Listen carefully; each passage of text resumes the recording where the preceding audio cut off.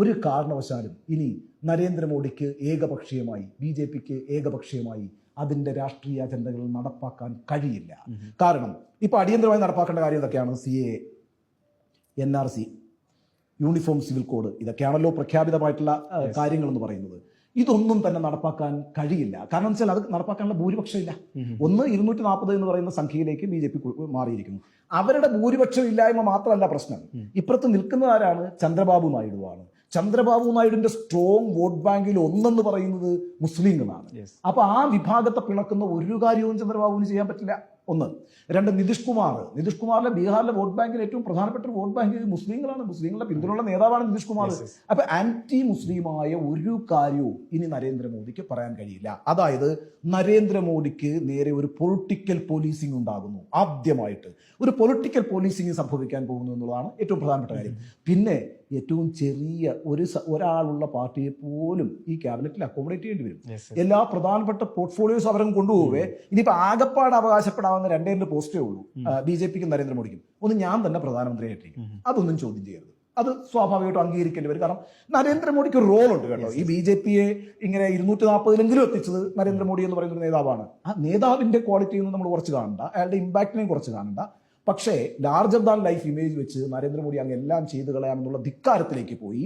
ആ ധിക്കാരത്തെ ഇന്ത്യൻ രാഷ്ട്രീയം തള്ളിക്കളഞ്ഞു, ഇന്ത്യൻ ജനത തള്ളിക്കളഞ്ഞു. അപ്പോഴും നരേന്ദ്രമോദി പ്രധാനമന്ത്രിയായിട്ടിരിക്കും. ഇനി രണ്ടാമതൊരു പോർട്ട്ഫോളിയോ അവകാശപ്പെടാൻ പറ്റുന്നത് ആഭ്യന്തരമാണ്. കാരണം അമിത്ഷായ്ക്ക് മറ്റൊരു വകുപ്പ് കൊടുക്കാൻ കഴിയില്ല. അപ്പോൾ അമിത്ഷായെ പോലുള്ള ആളെ കൂടി അക്കോമഡേറ്റ് ചെയ്യേണ്ടി വരും. എന്നാൽ ധനകാര്യ വകുപ്പ് ഉറപ്പുണ്ടോ BJPയുടെ കയ്യിൽ നിൽക്കുമെന്ന്? അങ്ങനെയുള്ള വിദേശകാര്യം ഉറപ്പുണ്ടോ BJPയുടെ കയ്യിൽ നിൽക്കുമെന്ന്? ഇങ്ങനെയുള്ള പ്രധാനപ്പെട്ട പോർട്ട്ഫോളിയോസ് ഉണ്ടല്ലോ. ഈ പോർട്ട്ഫോളിയോസ് ഒക്കെ ഈ പറയുന്ന സഖ്യകക്ഷികൾ ആവശ്യപ്പെടും. അങ്ങനെ സഖ്യകക്ഷികൾക്ക് വേണ്ടി വീതം വെക്കേണ്ടി വരും. അപ്പം ഇന്ന് മാത്രമല്ല, നരേന്ദ്രമോദി എന്താണ് നരേന്ദ്രമോദിയുടെ ക്യാബിനറ്റിൽ 2014 2019 ചെയ്തത്? എല്ലാ മന്ത്രിമാരും ഒരു ക്യാബിനറ്റ് എന്ന നിലയ്ക്ക് അവിടെ ഉണ്ട്, അല്ലെ? ഒരു ക്യാബിനറ്റ് എന്നുള്ള നിലയ്ക്ക് ആളുകൾ വേണമല്ലോ. ഓരോ വകുപ്പുകളിലും ഓരോ മന്ത്രിമാരൊക്കെ വേണം, ചുമതലക്കാർ വേണം. പക്ഷെ ഒറ്റ മന്ത്രിയല്ലേ ഉള്ളൂ, അത് നരേന്ദ്രമോദിയാണേ, അല്ലെങ്കിൽ അമിത്ഷാ കൂടിയുണ്ട്. ഇവർ രണ്ടും കൂടി എല്ലാ കാര്യങ്ങളും തീരുമാനിക്കുന്നത്. അപ്പൊ ആ രീതിയിലുള്ള തീരുമാനങ്ങൾ എടുക്കാൻ ഇനി കഴിയില്ല. അപ്പം അതിൻ്റെ ഒരു ഡൈവേഴ്സിറ്റി വരുന്നു. അല്ല, അത് വലിയ നല്ല കാര്യമാണ്. ജനാധിപത്യത്തിൽ അത്തരത്തിലുള്ള ഡൈവേഴ്സിറ്റികൾ ഉള്ളത് നല്ലതല്ലേ? അപ്പം അവരുടേതായിട്ടുള്ള തീരുമാനങ്ങൾ എടുത്ത് മുന്നോട്ട് പോകും. അപ്പൊ ഏകമാനമായിട്ടുള്ള ഒരു പോളിസി മേക്കിംഗ്, ഏകമാനമായിട്ടുള്ള ഒരു നിയമം ഉണ്ടാക്കാൻ കഴിയില്ല. ഇനി വേറൊരു വലിയ പ്രശ്നമുണ്ടല്ലോ, അപ്പുറത്തൊരു വലിയ ഓപ്പോസിഷൻ അല്ലേ ഉണ്ടായിരിക്കുന്നത്.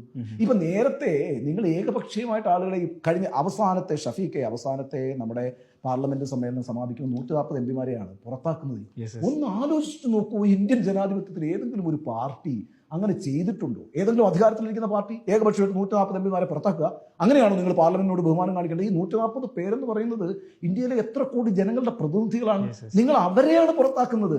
നിങ്ങൾ MP ആയ എന്നെ പുറത്താക്കുമ്പോൾ എന്നെ അല്ല പുറത്താക്കുന്നത്, മറിച്ച് എന്നെ വിജയിപ്പിച്ചു വിട്ട കോടിക്കണക്കിന് ജനങ്ങളുടെ മാൻഡേറ്റിനെയാണ് പുറത്തു നിർത്തുന്നത്, അഭിപ്രായത്തെയാണ് പുറത്തു നിർത്തുന്നത്. ആ അർത്ഥത്തിൽ ഏകപക്ഷമായി പെരുമാറിയിട്ടുണ്ട് നരേന്ദ്രമോദിയും BJPയും. അതിന് നടക്കുമോ ഇവിടെ എന്ന് മാത്രമല്ല, പരമപുച്ഛത്തോടുകൂടിയാണല്ലോ സംസാരിക്കുന്നതേ, പ്രതിപക്ഷത്തെ നോക്കിക്കൊണ്ട്. ഇനിയിപ്പോ പ്രതിപക്ഷം കൂടി പറയും. ഇനി പ്രതിപക്ഷം വന്നാലുള്ള പ്രശ്നം എന്താ പറയുക? ശക്തമായ രാജ്യത്തൊരു പ്രതിപക്ഷം ഉണ്ടെങ്കിൽ ഈ പറയുന്ന കോടതികളെ ഒന്നും സ്വാധീനിക്കാൻ കഴിയില്ല.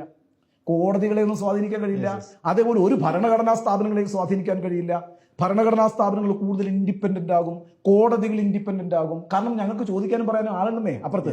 അത് ഞങ്ങൾക്ക് വേണ്ടി സംസാരിക്കാനും ഞങ്ങളെ പ്രൊട്ടക്ട് ചെയ്യാനും ഇവിടെ ഒരു പ്രതിപക്ഷത്തെ ഇന്ത്യൻ ജനത തയ്യാറാക്കി പാർലമെന്റിലേക്ക് അയച്ചിരിക്കുന്നു എന്ന ഉത്തമ ബോധ്യം ഈ പറയുന്ന ഭരണഘടനാ സ്ഥാപനങ്ങളിൽ ഭൂരിഭാഗത്തിനും ഉണ്ടാകും, ഇന്ത്യൻ ജുഡീഷ്യറിക്ക് ഉണ്ടാകും. ഇനി അവിടെയും തീരുന്നില്ല, ഈ ഇന്ത്യയിൽ അഭിപ്രായ രൂപീകരണം നടത്തുന്ന ആരാണ്? മാധ്യമങ്ങളാണ്. നമ്മളെപ്പോലുള്ള മാധ്യമപ്രവർത്തകർ റിപ്പോർട്ട് ചെയ്യുന്നതാണല്ലോ പാവപ്പെട്ട ജനങ്ങൾ കണ്ടുകൊണ്ടിരിക്കുന്നത്.